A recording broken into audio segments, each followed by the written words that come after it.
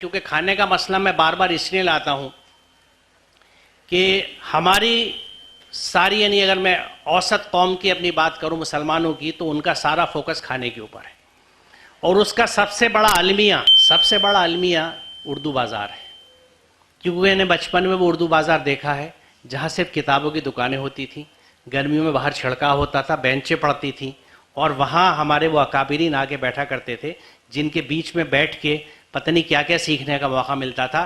کہیں مجھ جیسوں کو بیٹھنے کی اجازت ہوتی تھی، کہیں بھگا دیا جاتا تھا، یہ بھی میں آپ کو بتاؤں۔ آج وہاں پہ صرف چکن فرائی اور فش فرائی اور تکہ فرائی، تو میں یہ سمجھتا ہوں کہ یہ ایک ٹرانزیشن ہے جو اس قوم میں ہوا ہے کہ یہ صرف پڑھنے یعنی دماغ کی غذا سے پیٹ کی غذا کی طرف آ گئی ہے، یعنی انسانی زندگی سے اب حیوانی زندگی گزار رہی ہے، اور ہم سب خاموش ہیں، کیونکہ پیٹ کا معاملہ حیوانی زندگی ہوتا ہے، ذہن کا معاملہ انسانی زندگی ہوتا ہے۔ اس ارتقاء کی بات ہوتی ہے جس کے نتیجے میں یہ انٹیلیجنس ہمیں ملی ہے، جس کا استعمال ہمیں کرنا چاہیے، اور جس کو فروزہ کرنے کے لیے، جس کو بھڑکانے کے لیے کتاب کی بڑی اہمیت ہے۔ وہ کتابوں کے بازار اب ہمارے یہاں چکن کے بازار ہیں، مچھلی کے بازار ہیں۔ تو یہ ایک کہانی بھی ہے ہماری مختصر کے ساتھ، یعنی کسی کو مسلمانوں کی ہسٹری پڑھنی ہو یا سمجھنی ہو تو اردو بازار جا کے دیکھ لیں۔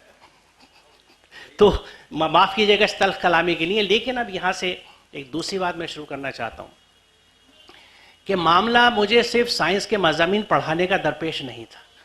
میرے سامنے ایک سب سے بڑا سوال یہ تھا کہ وہ قوم جس نے زبردست کنٹریبیوشن سائنٹیفک فیلڈز میں دیا ہے، جس کو یورپ ڈارک ایجز کہتا ہے، وہ ہمارے ہاں کا گولڈن ایج پیریڈ تھا، جس کو یورپین ہسٹورینز لکھتے ہیں کہ مسلم سائنٹسٹ کا کنٹریبیوشن ہر فیلڈ میں، چاہے وہ میڈیسن ہو، ایسٹرونومی ہو، فلسفی ہو، کوئی بھی چیز ہو، اس میں بہت زبردست کنٹریبیوشن تھا۔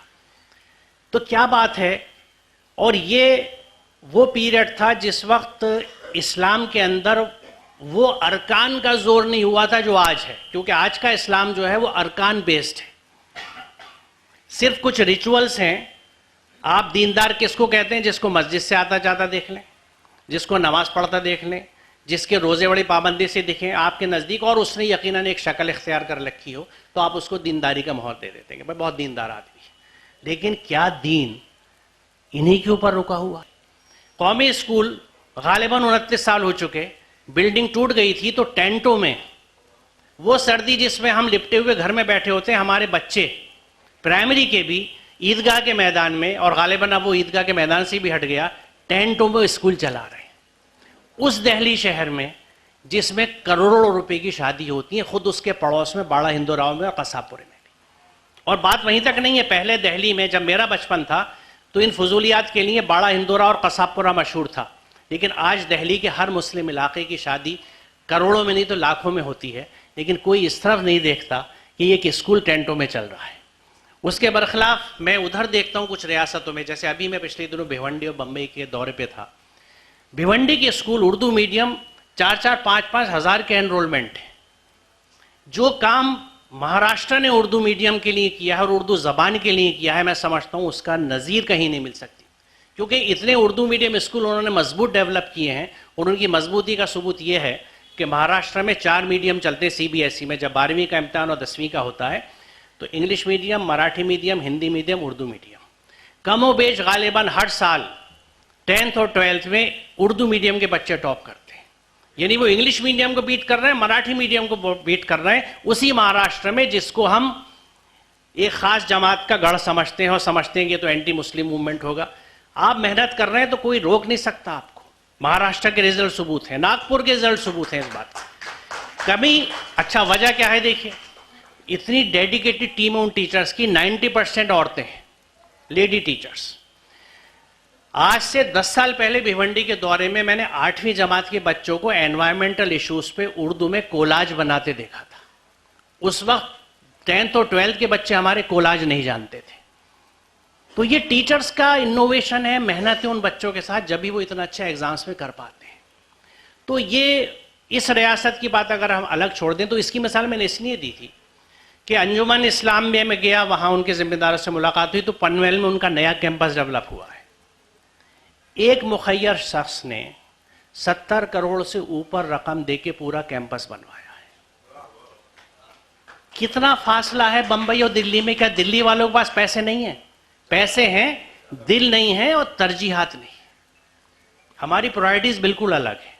ہم صرف اپنی شوبازی، میرا مکان، میرا ڈرائنگ روم، میرا کھانا، میرے دسترخوان، میرے فنکشنز کیسے ہوں، اس چیز نے ہمیں ڈبو رکھا ہے. یہاں وہ لوگ بیٹھے ہیں جو اس آواز کو لے جا سکتے ہیں آگے. دیکھیے اب اس پہ باقاعدہ کام کرنے کی ضرورت ہے، اور یہاں تک کام کرنے کی ضرورت ہے کہ ان شادیوں کو دیکھیے، رشتے ہی مت کیجیے ایسے گھروں میں. شادی ہو رہی ہے تو شادی میں اٹینڈ مت کیجیے جہاں پہ ابھی ایک پچھلے دنوں شادی ہوئی ہے. ایک عام بات ہو گئی ہے کہ گاڑیاں ٹیپ لگا کے ربن باندھ کے رکھی جاتی ہیں جہیز میں دینے کے لیے.